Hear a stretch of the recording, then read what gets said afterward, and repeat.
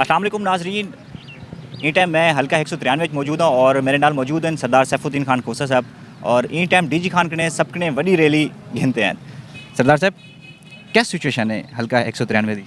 बिस्मिल्लाहिर्रहमानिर्रहीम। मैं जेरे पोलिंग स्टेशन से विजिट किए उन्हें पोलिंग स्टेशन के उत्ते सारे वर्कर जेरे PTI दे हैं वो इंतहाई पुरजोश हैं और इंशाअल्लाह ताला तुसां अज शाम को तुसां देखसो जो नून लीगियां को तारीखी शिकस्त थी सी इंशाअल्लाह। एक ते खान साहब दे जरा बयानिया है वो लोगों को उनको कबूल करें पैन। दूजा सरदार जाफर खान की शख्सियत ऐसी है कि लोग उन्हें नाल बहु प्यार करेंदे हैं, मुहब्बत करेंदे हैं उन्हें दे नाल। और उन्हें दी वफात के बाद चूँकि इलेक्शन थी ना पाए तो वो दूहें चीज़ां रल गए, PTI का वोट और सरदार जाफर खान साहब की शख्सियत और उन्हें दे नाल मुहब्बत और प्यार।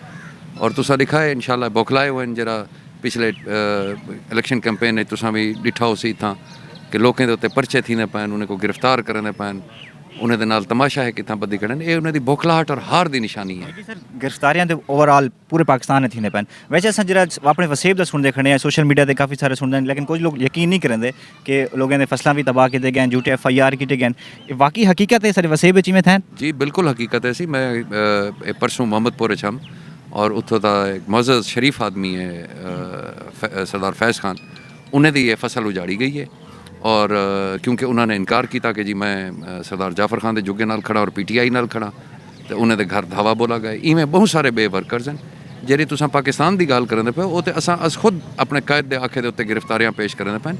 इतना झूठे परचे करके लोगों को गिरफ्तार किया पाया वेंदे, हरासा किया पाया वेंदे।